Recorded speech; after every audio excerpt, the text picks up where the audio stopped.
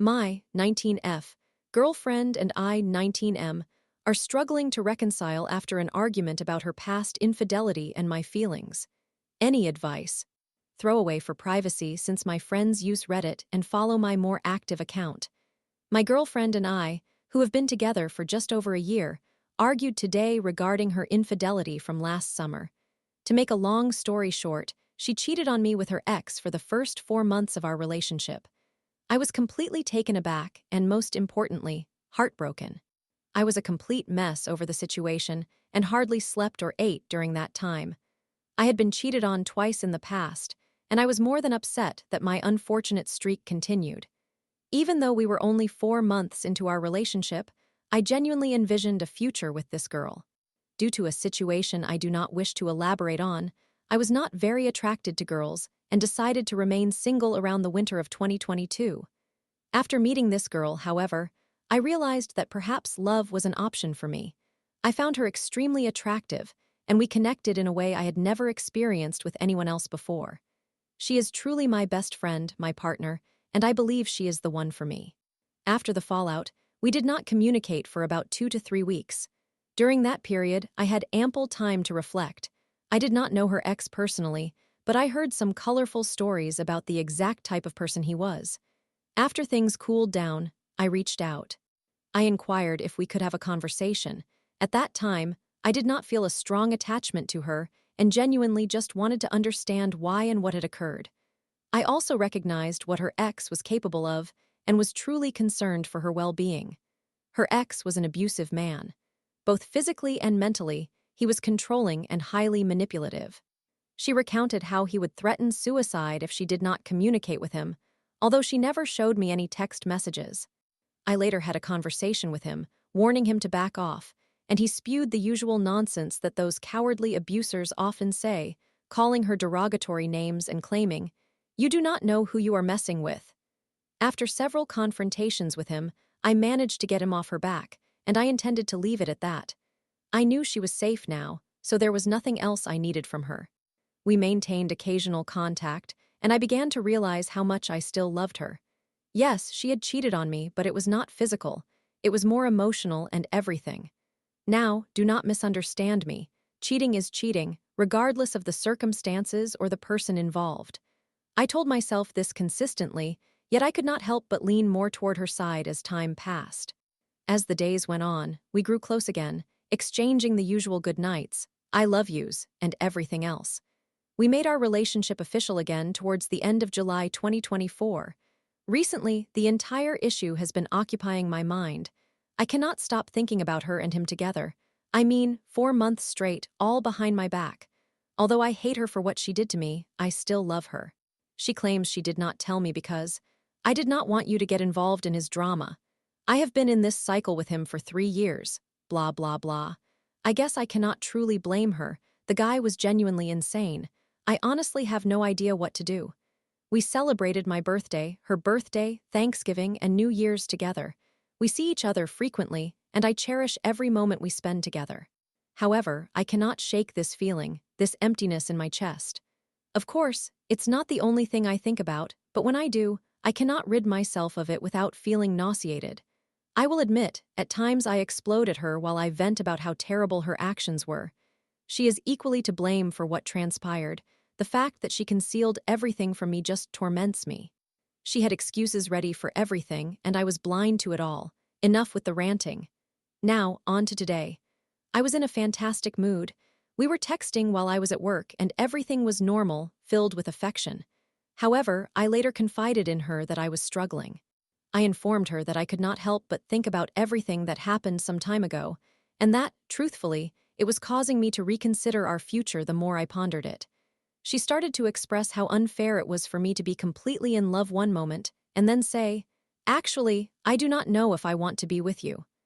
I was initially taken aback, but then recognized she was correct. As we continued talking, she began to challenge me, claiming that she offers reassurance, and I do not accept it, which is indeed true. When we do converse, I typically vent and then begin to rant. I explained to her that I still struggle at times and that she had lied for so long, making it difficult to trust her reassurances. She persisted in challenging me with statements like, Why try to make this work if you feel this way? Maybe we are just not meant to be if that is how you feel. Get your act together and figure out what you want. I hate to admit it, but I found myself crying at work as I read all this. I struck a nerve and upset her when all I wanted to do was discuss my uncertainty about our future in light of what happened in the past. I requested some space as things were getting heated. All I could do was apologize and take some time for myself. After we talked again, I clarified what I meant. I did not intend for it to come across as, "I love you, but I do not envision a future with you because you cheated on me months ago." I meant it more like, "Sometimes when I reflect on what transpired between us, I become uncertain about our future, but I do not want to lose you." I genuinely fought for us. I talked her ex out of her life, more like threatened and belittled him, and I did my utmost to be understanding during that period, even though I was angry about it, and still, I tried. I did not mean to imply that everything we have worked for is merely a large, indecisive mess that I could not navigate, but due to my own shortcomings, that is how I made it seem. All I wanted was reassurance, but I went about asking in the worst possible way. We are unsure of what to do now, but I truly do not know what else could emerge from this. I am exhausted and my heart is broken all over again. I wish I had never brought this up so we could simply be okay. The truth is, I love her dearly. I know what she did to me, yet I still love her. She is so kind, caring, and attentive to me. She provides me with everything I could need despite what occurred. I am unsure of what to do. I feel so weak, vulnerable, and low. I have not eaten all night and do not know what tomorrow will entail. I let her down. She let me down, but I made her feel as if everything was a lie. She stated she understands why I am upset and that she is sorry for her actions, for lashing out, for everything. I just hope you all can offer me an unbiased perspective. I need help and do not know what to do. I do not know how to continue this relationship. I almost do not want to survive until morning so I do not have to face anything anymore. Thank you in advance to everyone who reads this lengthy message. Any encouragement or advice would mean the world. Thank you all. TLDR, my girlfriend, and I had an argument about how I made her feel discarded, or as if I was lying about my love for her, all this time due to my uncertainty about our future whenever I think of her past infidelity. Any advice on how to move forward would be greatly appreciated. Thank you. Story 2. Group Project Woes. My classmate's continuous absence forces me and others to cover her work. After months of frustration, I wonder, should I reach out to our professor about her lack of participation? Context: I am obtaining a paralegal certificate, already hold a bachelor's degree, and am a 26-year-old female with a full-time job. I am also coaching on the side and pursuing my education for the second time. Currently, I am working on a group project for legal research and writing, which involves a research report on a case that necessitates extensive investigation. Please note that the class is conducted online, which complicates group projects. Below is what I have documented regarding one of my group members' complete lack of participation. I have attempted to be gracious, flexible, and understanding, but I am finding it challenging to believe her claims. We have had to invest extra hours to cover her portion of the project. Should I share this information with my professor? The project is due on Saturday. P.S. Names have been changed. On Wednesday, February 26th, Jay and I finished the two cases, one involving a suspect in custody, while the other did not. We convened on Zoom that Wednesday to voice our concerns and questions about the cases. Em arrived 30 minutes late and remained muted throughout the discussion. She mentioned she was in another meeting. We had scheduled our meeting for 9:30 p.m. at her request, and only utilized the chat feature on Zoom to communicate. Her comments were passive-aggressive and lacked substantive content. We sent our research to Emma for review and established a deadline for peer reviews and comments to be returned by Friday, February 28th. Despite several attempts to reach Em on Friday, her only reply was, "Did you want me to make the corrections for you or just comment?" We did not hear from her again until Sunday, March 2nd. On that day, I tried to reach her at 10:36 a.m., but received no response. I subsequently sent a lengthy message reiterating our agreement and the expected conduct and timelines. After sending this message at 11:42 a.m., I finally received her comments at 12 p.m. When she texted them to me, I noticed her phone was on Do Not Disturb, but I did not think much of it at the time. Our group member was busy reviewing the formatting and collecting our signatures for submission, and she sent the final document at 4:22 p.m. Jay and I signed at that moment, yet we still had not heard from M. We attempted to reach her again via text at 4:47 p.m. and again at 5 p.m., but there was still no response. Jay called her several times at 6 p.m., and she finally texted back, stating she was dealing with family issues. We all showed her grace and proceeded with the second part of the project. We checked in again on Wednesday, March 5th, to inquire about the progress on the second part of the project. M was tasked with completing the portion for cases that were not interrogated, while it was responsible for those that were. Jay and I would then review their work and sign off on the final document. During this casual exchange about our weekends, M was very responsive. She sent me her case on this day, which made me optimistic that we were heading in the right direction and that everything would go smoothly from that point forward. On Thursday, March 6th, I returned her research with my comments, adhering to our schedule of sending feedback back to the researcher by Friday, March 7th. Consequently, we were able to submit the assignment on time without last-minute stress. On Saturday, March 8th, we heard from her regarding our first grade on question 1. Despite several discussions within our group concerning the project, we did not hear from her again until Wednesday, March 12th, at 12:24 a.m., when she stated, "I apologize for the lack of communication, but I finally have time. I have just been completing numerous midterms and assignments. What is it that I need to complete? I understand we need to find other cases for the project." This message frustrated all group members. It became evident that she did not comprehend the assignment, was not asking questions, was not participating, and was not keeping pace with our group and its progress. I sent her the assignment requirements and a project plan detailing who was responsible for what and when tasks needed to be completed. We had scheduled a meeting that same night at 7:30 p.m. to review the final product, but she had nothing prepared to contribute. On Wednesday, March 8th, at 10:04 a.m., I reached out to ensure everyone was still available to meet that night. Everyone except M responded. Given the scheduling difficulties we had faced, I wanted to confirm that we were all set to proceed or reschedule if necessary. I followed up again at 11:40 a.m. with a final request for confirmation on whether everyone would attend the meeting, if all cases were finalized, if everyone had a secondary source, and what assistance anyone required. I emphasized the importance of communication, the upcoming deadline, and our objectives for the meeting to ensure we utilized our time effectively.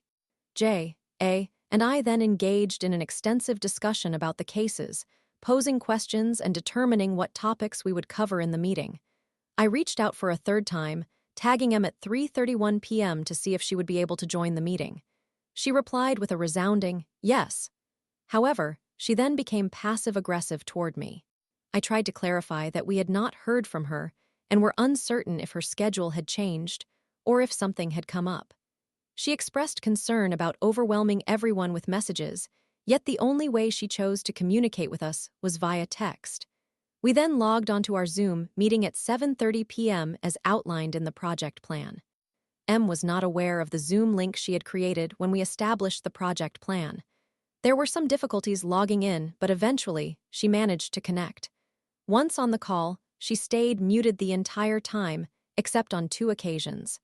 The first time she spoke, it was merely to express agreement with someone. In the background, loud conversations could be heard. At 7:46 p.m., she messaged, "My computer disconnected." She rejoined the Zoom shortly after and spoke up one more time, still with the same distracting noises in the background. At 7:52 p.m., she logged off the Zoom and texted the cases she was handling, claiming that the Zoom kept kicking her out. She never rejoined or made any effort to try an alternative method, such as a phone call, or even contacted us with an update on her case progress. At 8:30 p.m., we started a phone call after the Zoom meeting concluded and texted her to check if she was able to join. She replied, "Yes, I would like to join. I will join once I arrive at the library." I requested that she inform us when she arrived, so we could give her a call. However, she never replied. At 9:41 p.m., I texted her to inform her that we had ended the call since we had not heard from her and had already completed our group portions of the report and discussed our plan moving forward. I also asked her to inform us if she had any questions or needed assistance. She finally responded at 1:36 a.m., stating, "Hey, sorry, I got into a car accident. Will do, thanks." Story 3. After a tough breakup, I began binge drinking, leading to blackouts and poor decisions. One night, I woke up confused in the wrong room after a night out with a friend. Embarrassed, I apologized to his dad, but now fear losing my connection with him. Am I losing a friend over a drunken mistake? Last year, I began drinking quite heavily. Initially, I started off light when I began going out with friends following a breakup. After a few months, I found myself pre-gaming more, mixing beer, tequila, and whatever else. Recently, when I drink, I tend to match the drinking pace of whoever I am with and do not refuse another round of drinks. This habit has led to me blacking out multiple times now, and I truly despise it. I had promised myself that I would not drink this month, yet I began the first day by taking psilocybin mushrooms and getting drunk. I was feeling emotional about a particular situation, and the mushrooms intensified my feelings. I was invited out to eat, and on the way to the restaurant, my friend, who is also a friend with benefits, suggested we pre-gaming. We took some shots of tequila before heading to eat. Once at the restaurant, we ordered drinks, and I was feeling great with an enjoyable buzz overall. Then we went to a bar and continued drinking. As I mentioned, I do not refuse a drink, so I kept going. Unfortunately, I do not even remember the journey back home or whether we had sex or anything else. I woke up in the middle of the night to use his restroom, and instead of returning to his room, I accidentally went to his father's room. It was so foolish of me. I reached for the nearest doorknob without any understanding of the situation. I believe, though I do not remember, that I opened the door and collapsed at the edge of the bed. I was literally awakened by both his dad and him. I think his dad went to get him to address the situation. I quickly returned to his room. Mind you, I was also naked, or at least I think I was. I dressed as quickly as I could. My friend was understandably upset. He told me I had to leave, and I felt so emotional and embarrassed, but I did not want to go home. I wasn't supposed to develop feelings for him, yet he is the only guy I have been speaking to for the past 8 months. Other guys have attempted to take me on dates, and I always tell them that I am busy. I did not communicate to this guy that I might have feelings for him, and we had never discussed what our relationship actually was. That said, I wanted to stay because I enjoy being with him not just for the physical aspect. After several minutes of attempting to convince him to let me stay, he eventually took me home. Why did I want to remain after such an embarrassing incident? I have no idea attachment issues. He dropped me off, and once I was home, I texted him to express my apologies. I awoke feeling incredibly foolish about everything. 2 thoughts occupied my mind, one of which was the need to apologize to his dad. I just felt so stupid. So I did just that. I went to apologize. I had never really spoken to the man before, as my friend never introduced me properly since I was only around when he needed a good time. However, I approached his dad and apologized, and he reacted pretty nonchalantly. He said we all do things we regret when we are intoxicated, so he understood.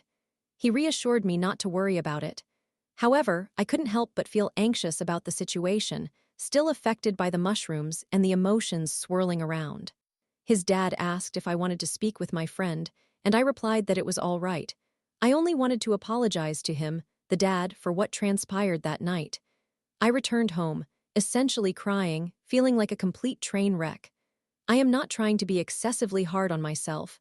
Nevertheless, my actions were unacceptable, just completely unacceptable. I recognize that this means I may be losing a friend, which I believe hurts the most. However, I am uncertain about how to process everything now because I already intended to stop drinking, and now it has become even more imperative. I truly have no idea how I ended up in my friend's room, whether we had sex, or if I took my clothes off, nothing. I have no recollection whatsoever, and it is frightening because my friend is genuinely a good person. Despite everything, I see him as a good individual. What scares me is that I placed myself in a state of mind where I have no control over my body. 2 of the many things I needed to release this year were my toxic relationship with alcohol and this friends with benefits situation. Both were adversely affecting my mentality. I feel foolish, I know I messed up, and I am saddened by the thought of losing a friend. He has not reached out, and I am aware he probably won't, but I still hold some hope that he might, although I suspect that's just me clinging to the idea that everything will work out for us.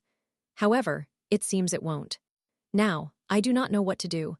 I am somewhat reflecting on it, but not entirely just trying to acknowledge my feelings.